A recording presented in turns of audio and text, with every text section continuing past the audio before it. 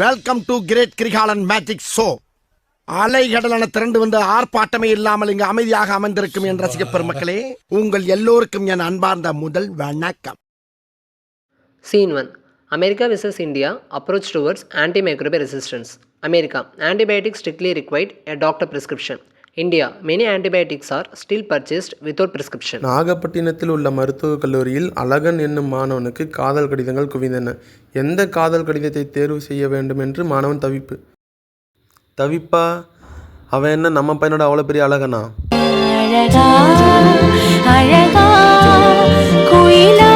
ஹாய்ப்பா. அப்பா இப்போ தான் கண்ணுக்கு தெரியுனா சாமியே. வெளிநாடு போனதையும் அப்பாலாம் மறந்துட்டேன். அப்படிலாம் இல்லைப்பா, ஒரே ஒர்க் ப்ரெஷரு. என்ன சாமி ஆச்சு? 2 நாளாக ஜுரம்ப்பா, ஒன்றும் உடம்பு முடியல. மெடிக்கல் ஷாப்பில் மாத்திரை எதுவும் வாங்கி போட வேண்டியது தானே சாமி? நாளைக்கு டாக்டர்கிட்ட அப்பாயின்மெண்ட் போட்டிருக்கேன்ப்பா, போய் தான்ப்பா பார்க்கணும். பக்கத்தில் மெடிக்கல் ஷாப் எதுவும் இல்லையாப்பா? அப்பா, நம்ம ஊர் மாதிரி இல்லைப்பா. இங்கே டாக்டரை போய் பார்த்து செக் பண்ணி அவர் மருந்து எழுதி கொடுத்து அந்த ப்ரிஸ்கிரிப்ஷனை வச்சு தான்ப்பா மாத்திரை வாங்க முடியும். இல்லாட்டினா இங்கே மாத்திரை வாங்க முடியாதுப்பா. என்னமோ சொல்கிறேன். சரி சாமி, உடம்பு பார்த்துக்க. சரிப்பா. Scene 2. Improper or premature discontinuation of antibiotic can contribute to antimicrobial resistance. Some bacteria are still alive. These surviving bacteria are stronger, leads to antibiotic resistant bacteria. சாமி, அப்பாவுக்கு தலை ரொம்ப வலிக்குது, சளி வேற பிடிச்சிருக்குது, தொண்டெல்லாம் எரியுது, காய்ச்சல் வேற 2 நாளாக விட்டு வருதியா, உடம்பு வேற ரொம்ப வலிக்குதியா அப்பாவுக்கு. மெடிக்கல் ஷாப்பையும் மாத்திரை வாங்கிட்டு வரியா? சரிப்பா, நான் வாங்கிட்டு வரேன். அட்டைப்பையில் காசு இருக்கும், எடுத்துகிட்டு போயா. ஓகேப்பா.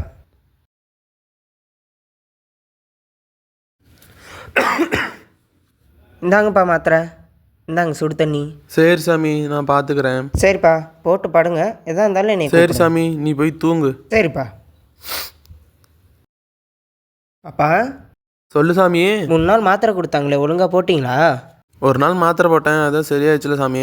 அடுத்த டைம் உடம்பு சொல்லலாம் என்ன பண்ணுறேன்னு எடுத்து வச்சுட்டியா? ஏன்ப்பா, அதான் 3 நாள் கொடுத்துருக்காங்களா, அப்போ போட வேண்டியதானே? அதுதான் சரியாயிடுச்சே, அப்புறம் என்ன சாமி? சரி, என்னமோ பண்ணுங்க, நான் சொல்கிறது சொல்லிட்டேன். சரி சாமி. Scene 3. Continuous or prolonged misuse of antibiotic can lead to antimicrobial resistance. The selection pressure allowing only resistant bacteria to survive and multiply due to continuous exposure of drug.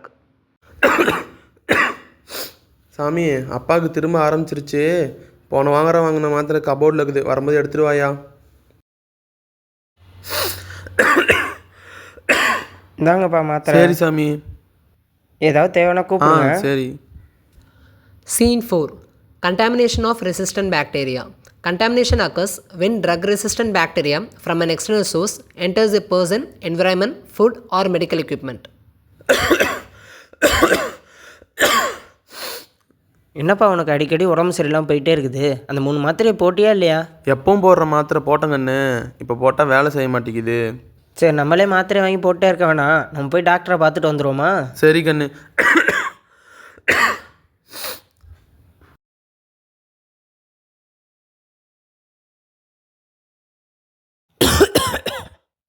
இந்த தண்ணி குடிப்பா.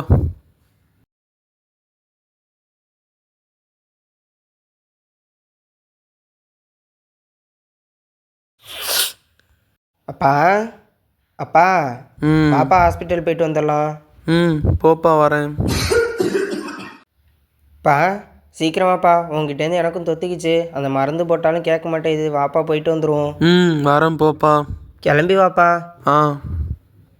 Scene 5. Primary drug versus secondary drug in the context of antimicrobial resistance. Primary drug. Primary drug are the first choice antibiotic used for common infection because they are safe, cheaper. Secondary drug. Secondary drug are the strong antibiotics used only when the primary drug failed due to resistance. They are more expensive, more toxic.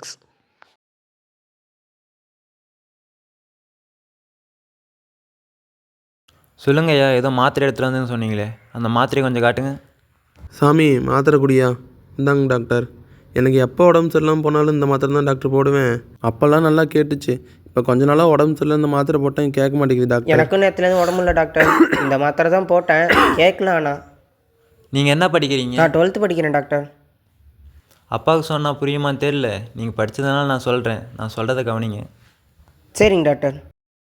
நீங்கள் use பண்ணி இந்த மாத்திரை பேர் amoxicillin. இந்த மாத்திரை நீங்கள் அடிக்கடிக்கு use பண்ணுறதுனால உங்கள் பாடியில் இருக்கிற பாக்டீரியா இந்த மாத்திரைக்கு அடாப்ட் ஆயிடுச்சு. இது மேலே இந்த அமாக்சிலின் மாத்திரை உங்கள் பாடிக்கு செட் ஆகாது. இதுக்கு பதிலாக இதோட அட்வான்ஸ்டான அமாக்சிலின் கிளைவனிக் ஆசிட் நான் உங்களுக்கு தரேன். ஆனால் அமாக்சிலின் கிளைவனிக் ஆசிட் வந்து அமாக்சிலினோட ரேட் அதிகம். அமாக்சிலின் வேறு 50 ரூபானா அமாக்சிலின் கிளைவனிக் ஆசிட் வேறு 100 ரூபா இருக்கும். எனக்கு ஏன் டாக்டர் உடம்பு முடியாமல் போச்சு? இதுக்கு காரணம் என்னென்னா ஆன்டி மைக்ரோபியல் ரெசிஸ்டன்ஸ்னு சொல்லுவாங்கப்பா.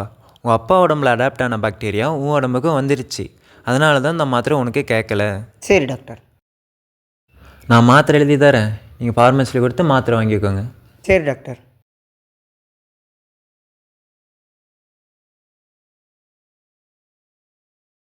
இந்தாங்க.